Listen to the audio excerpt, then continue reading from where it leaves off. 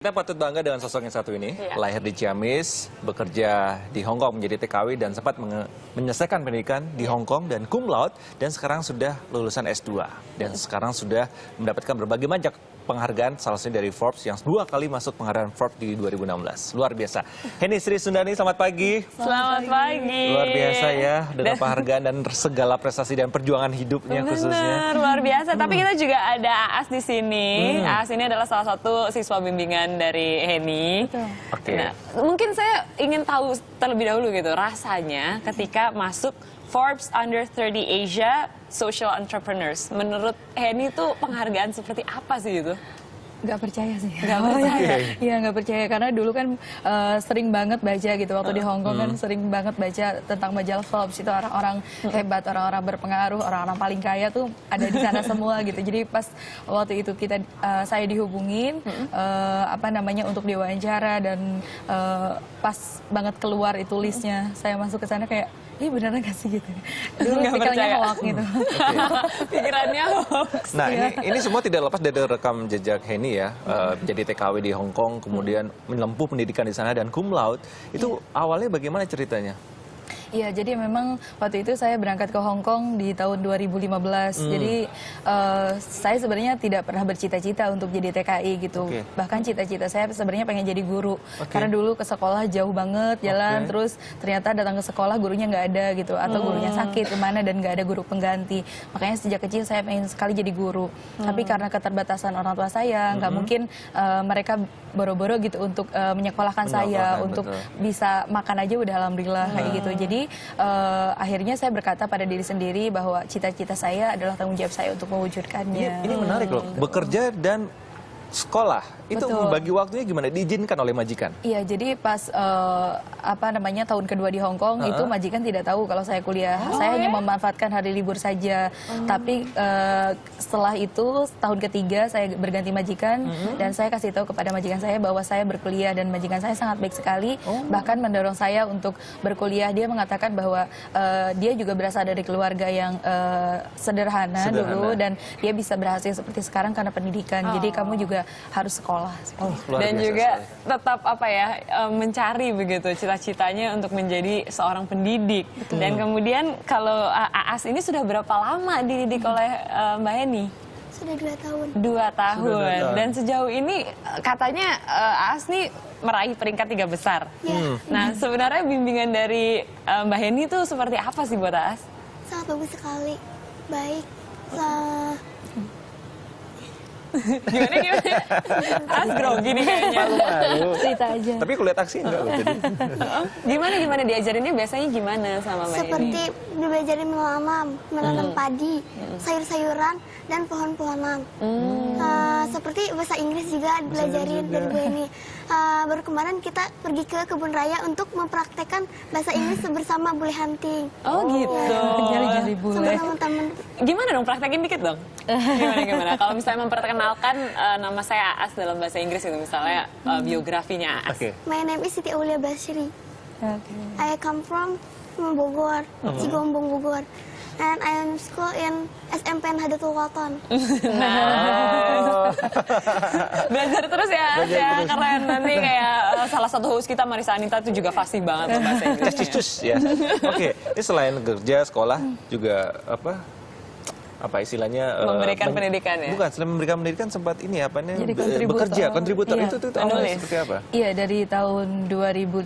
Jadi saat itu kan memang gaji yang saya dapatkan saya kirim pulang ke Indonesia karena saat itu rumah ibu saya udah mau ambruk. Jadi kan biar ibu di rumah bisa bangun rumah, dan akhirnya untuk biaya kuliah sama biaya kehidupan di sana saya mencari-cari gimana caranya. Jadi salah satunya menjadi kontributor, sering ikut lomba-lomba. Nulis buku juga. Betul, nulis buku juga. Sudah berapa buku sekarang ditulis? Ada 19 buku. Wow, 19 buku, produktif sekali, itu luar tidurnya biasa. bagaimana ngatur waktunya ya? Iya, dulu sangat sedikit sekali ya bisa tidur nyenyak, paling 1-2 jam saja gitu, karena jam 10 malam itu kadang baru selesai mengerjakan pekerjaan rumah seperti itu, dan setelah itu baru belum mandi gitu, masuk kamar mengerjakan tugas kuliah, belum menulis. Asik, tapi tetap saja gitu produktif dan juga sampai sekarang membuat Agroedu Jampang Community. Nah, ini awalnya membuat Agroedu Jampang Community ini katanya berdua dengan suami. Betul. Nah, itu pemikirannya tuh datang dari mana gitu?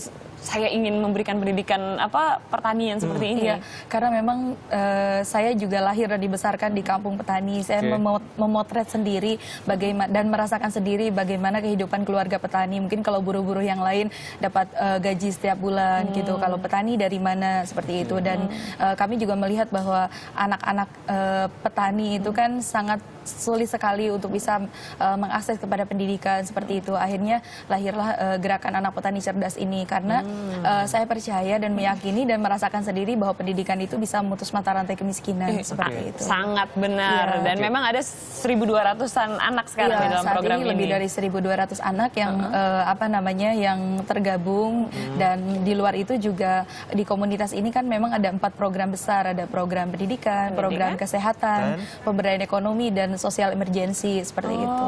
Dan memang khususkan untuk petani saja atau memang ada untuk di luar petani juga boleh? Awalnya memang hanya untuk petani, tapi sekarang itu untuk para penambang pasir, para duafa, para pemulung, dan sekarang tersebar di 40 kabupaten. 40 kabupaten. Iya, di Pulau Jawa. Luar biasa. Tapi saya kembali ke Aas gitu, Aas.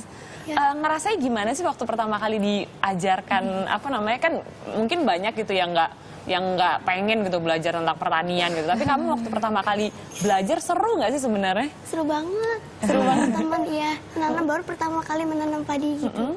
Secara langsung Ibu ini diajari. Terus gimana sih maksudnya triknya kalau misalnya kamu boleh ceritakan gitu awal menanam tuh gimana sih? Aku ingin tahu. Awal menanam kita mengambil bahan-bahannya dulu dari pabriknya, iya, dari nanamnya.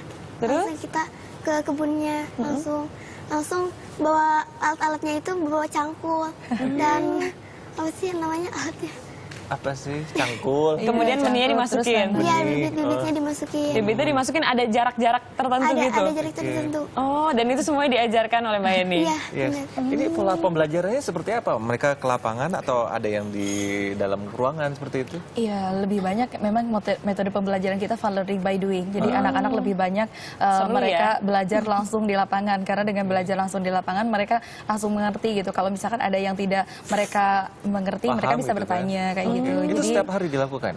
Kalau gerakan anak petani cerdas ini hanya seminggu sekali saja. Jadi pas akhir pekan. Nah, seperti Aas, dia juga kan sekolah formal di SMP Nahdlatul Wathon itu ada di bawah Yayasan Pesantrenul Haramain seperti itu. Jadi Aas itu selain dia belajar SMP, dia juga boarding gitu. Jadi boarding school di sana.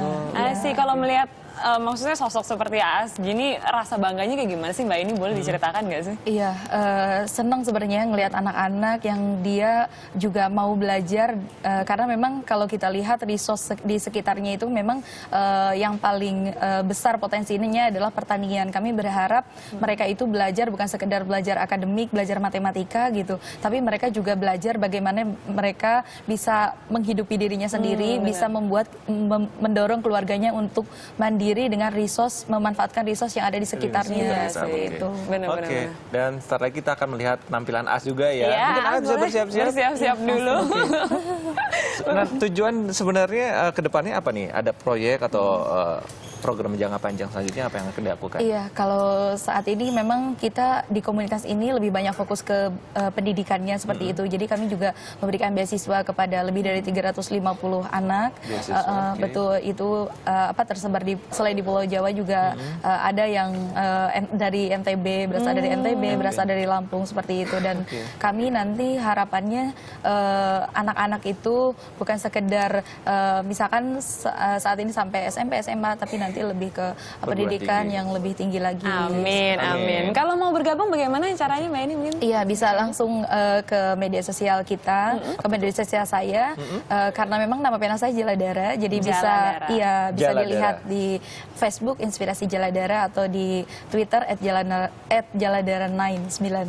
@jaladara 9. 9. Baiklah, itulah kalau Anda mau melihat gerakan dan juga aktivitas dari Agroedu Jampang Community ya. Betul. Terima kasih banyak Mbak Eni. Terima kasih kasih. banyak Mbak Eni ya. Semoga sukses dengan program-program selanjutnya dan mengharumkan nama Indonesia. Amin. Nah,